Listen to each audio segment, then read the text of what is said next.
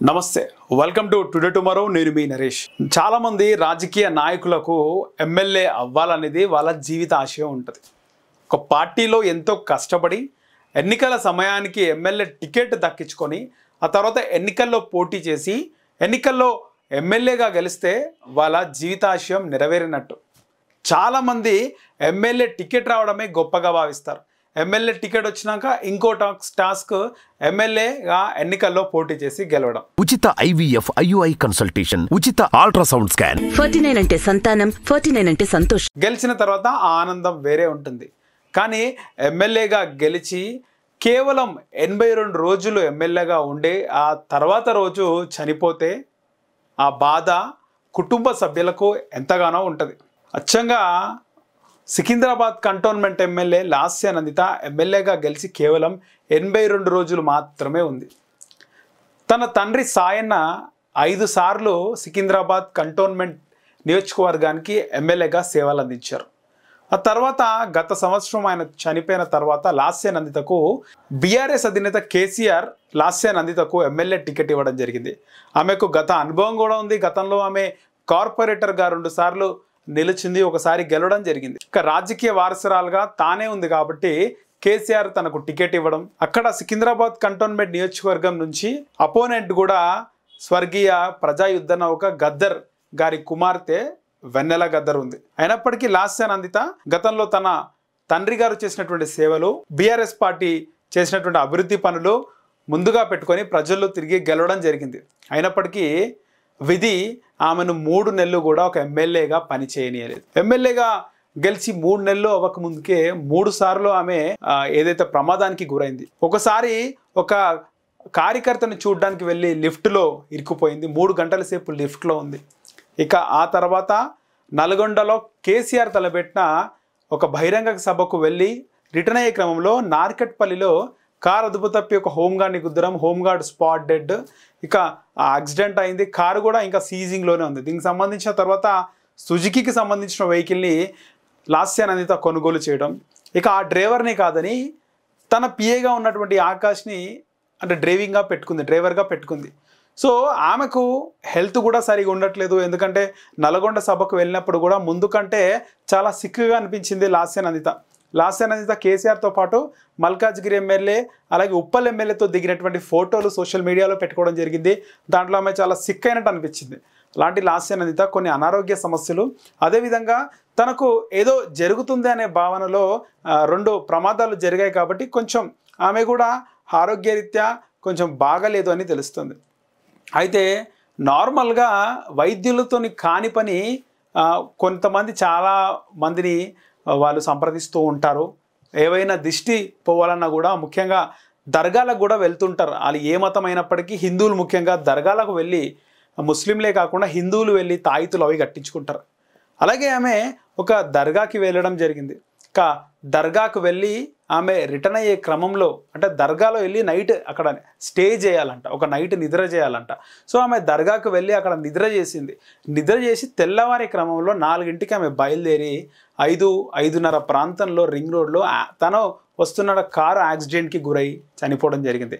Accident తర్వాత post మార్టంలో దాదాపు ఆమె ఒంటిపై 12 తాయితలు ఉన్నాయంట అంటే లాస్య నందితకు మూఢనమ్మకాలు ఎక్కువనా తాయితలు ఎందుకున్నాయి ఆమెకు ప్రాణ భయం ఉందా ఇలాంటి రకరకాల క్వశ్చన్స్ కానీ రకరకాల వార్తలు వస్తున్నాయి వాస్తవానికి ఆమె ఒంటిపైన 12 తాయితలు ఉన్నాయంటున్నారు అందులో నిజం ఎంత ఉందో ఏమో మనకైతే తెలియదు కానీ అన్ని 12 తాయితలు కట్టాల్సిన అవసరం అయితే ఉండదు కాకపోతే అక్కడ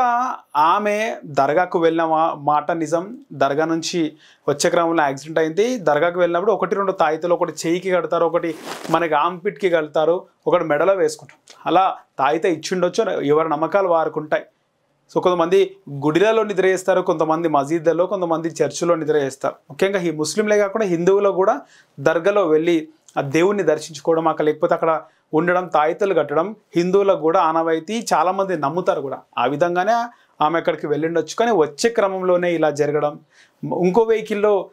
తన సోదరి ఉండడము అయితే తినే క్రమంలో ఒక దగ్గర ఫుడ్ కని ఆపి సోదరిని కుమార్తెను కూడా మళ్ళీ వేరే కారులో షిఫ్ట్ చేయడం ఈ కారులో కేవలం ఆకాష్ అనే పిఏ కమ్ డ్రైవరు లాస్యానంతా ఇద్దరే అందులో నుంచి వెళ్ళడము అనుమానాలకు దారితీస్తుంది. ఇంకా ఆ లాస్యానందితకు సంబంధించి తన అక్క కూతురు ఒక ఇంటర్వ్యూ ఇచ్చింది. ఆ ఇంటర్వ్యూలో యాక్సిడెంట్ అయిన వెంటనే డ్రైవర్ ఆకాష్ మాకు కాల్ చేసి దాదాపు 38 నిమిషాలు ఆయన లైన్లోనే ఉన్నాడు, ఆయనకు ఆల్రెడీ కంటికి దెబ్బ తాకింది, ఒక లెగ్ కూడా విరిగిపోయినప్పటికీ ఆయన అంతసేపు మాట్లాడిండు, మా కోసం మాట్లాడిండు అని చెప్పి ఆయనకు పాజిటివ్గానే చెప్తుంది. కానీ ఒక యాక్సిడెంట్ గురైన వ్యక్తి తీరా రక్తస్రావంతో రక్తం పోతున్నప్పటికే 38 నిమిషాలు ఎలా మాట్లాడాడు?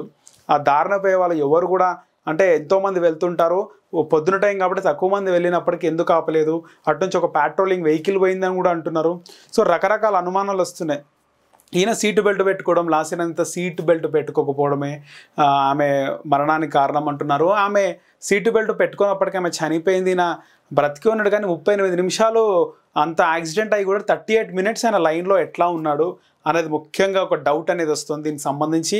లాస్యనందిత సిస్టర్ నివేదిత కూడా కంప్లైంట్ ఇవ్వడం జరిగింది. ఆల్రెడీ మెజిస్ట్రేట్ ముందు హాజరయ్యిండు. ఆ యాక్సిడెంట్ అయ్యే ముందు ఆ తర్వాత తనకి ఏం గుర్తులేదు, తనకేదో ఆవహించినట్టు అయింది, తను ఏం చేసిందో తనకు అసలు గుర్తులేదు, తనని ఎవరో ఆవహించినట్టు ఉంది, నాకు అసలు గుర్తే లేదు అన్నది అక్కడ ఆకాష్ చెప్పిన మాట అంట. చూడాలి ఖచ్చితంగా. ఆల్రెడీ ఆమె చనిపోయి దాదాపు 4-5 రోజులు అవుతుంది. దీనికి సంబంధించి బయటకు కూడా కొద్ది రోజులు అయితే నిజాలైన ఏంటి అని బయటకు వస్తాయి. ఈ నేపథ్యంలో లాస్యానందిత చనిపోయింది, అక్కడ ఉప ఎన్నిక అనివార్యం అని చెప్పి మాట్లాడుతున్నారు. అంటే ఖచ్చితంగా ఎవరైనా శాసనసభ్యులు లేదా శాసనసభ్యురాలు చనిపోయినప్పుడు బై ఎలక్షన్స్ జరగడం వాస్తవమే. కాకపోతే ఇంత తొందరగా బై ఎలక్షన్స్ కోసం మాట్లాడుకోవడం అయితే ఇది కేవలము వార్తల కోసం, వ్యూస్ కోసమే తప్పితే అక్కడ జరిగేది ఏ ఉండదు. ఎందుకంటే బై ఎలక్షన్స్ ఎలా అయినా జరుగుతాయి. కానీ ఇప్పుడే ఇక్కడ ఒక కుటుంబం, ముఖ్యంగా ఒక ఆడబిడ్డని, ఒక తండ్రి లేని బిడ్డని, కుటుంబ సభ్యురాల్ని, పైగా ఆమె ఎమ్మెల్యే, అలాంటి వ్యక్తిని కోల్పోయే బాధలో ఉన్నారు. ఇలాంటి టైంలో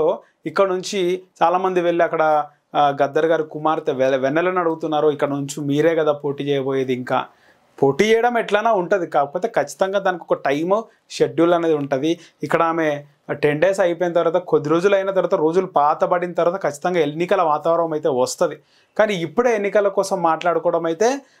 నాకు తెలిసి అంటే ఎలాగైనా జరిగే ప్రాసెసే. కాకపోతే ఈ